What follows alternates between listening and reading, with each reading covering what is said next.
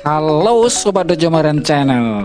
Bagi kamu yang ingin berternak ayam KUB Kampung Unggul Balit Bangtan, tapi masih bingung cara berternaknya, di channel ini dikupas tuntas berbagai hal tentang berternak ayam KUB.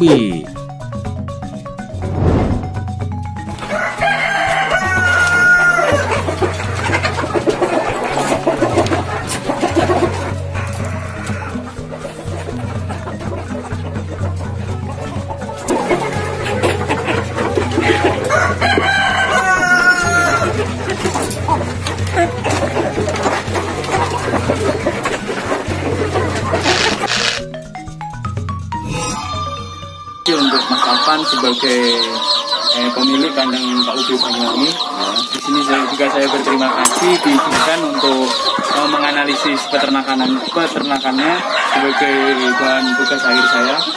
Mungkin ada beberapa pertanyaan yang saya lontarkan khususnya di kandang Banyuwangi ini. Untuk yang pertama yaitu skala usaha. Untuk skala populasi indukan yang ada di kandang Batra ini, dia kisaran berjumlah berapa? Kalau boleh tahu. Untuk populasi indukan yang di sini ada 100 ekor, Mas. 100 ekor. Oke, dalam 100 ekor tersebut bisa meningkatkan produksi telur per hari bisa sampai berapa persen? Minimal 50%, Mas. Bisa sampai 60, 70 sampai 80%. Ini kan menggunakan sistem kawin suntik atau IB. Ya. Dalam tingkat fertilitasnya sendiri bisa mencakup berapa persen untuk daya fertilnya? Untuk saat ini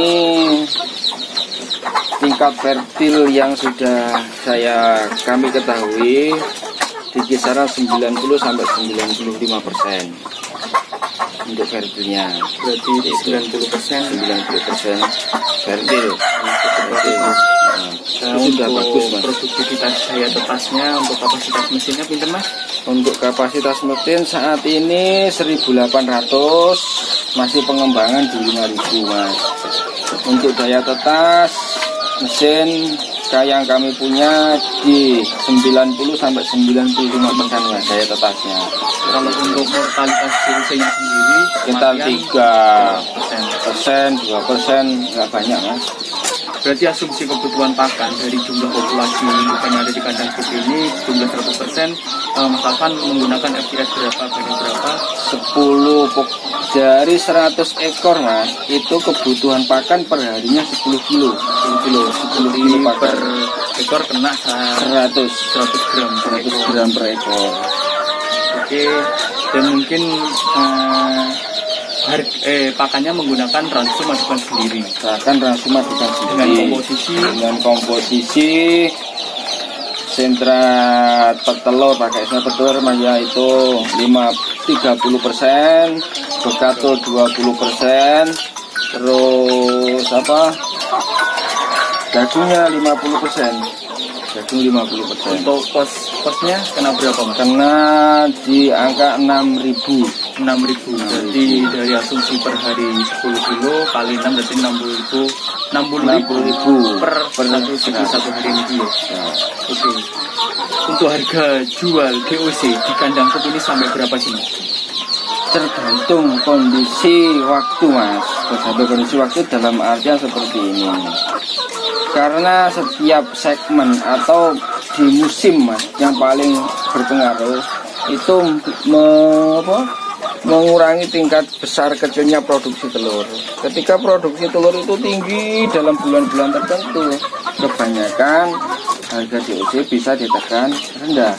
Ketika produksinya rendah, kemungkinan ditekan sedikit naik. Jadi juga fluktuatif, Mas. Jadi, tapi patokan saat ini saya jual di angka kisaran 600 sampai 700 per dognya atau per 100 ekornya, Mas. Jadi per 1 ekor kena 6 sampai 7.000 saja. 7.000 saja. Kalau untuk telur tetas di harga 2.500. Ada yang 2.000.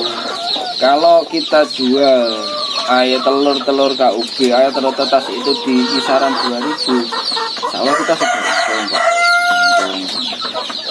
pasti kalau 2.500 lebih untung. Ya kalau nilai dari keuntungannya Mas. Iya. Kan ini kan pemberdayaan indukan untuk ayam petelur ya Mas. Dan tentunya ayam petelur tersebut kan ada sesi akhir. Dan gimana sih cara menanggulangi untuk regenerasi atau ayam ini dijual atau gimana kan sih? Jadinya gini Mas, sebelum kita mengakhir yang namanya ayam indukan itu, yang kita perhatikan itu perawatan awal bagaimana caranya ayam itu tidak akhir di usia dini. Dalam artian kita cukupi kebutuhan nutrisi protein yang ada di dalam ayam itu Mas. Tanpa itu ayam akan akhir dalam waktu singkat. Contoh, indukan yang ada di sini sudah umur 1 tahun lebih 8 bulan. Ada yang umur 3 tahun ada Mas. Yang saya sendiri kan, itu tetap produksi karena apa? Kebutuhan nutrisi di dalam ayam itu tetap tercukupi. Salah satunya ada semacam cairan saya Mas, probiotik yang namanya liquid saya. Namanya liquid itu produk sendiri. Nah itu. Untuk keunggulannya Mas, mungkin bisa dijelasin juga.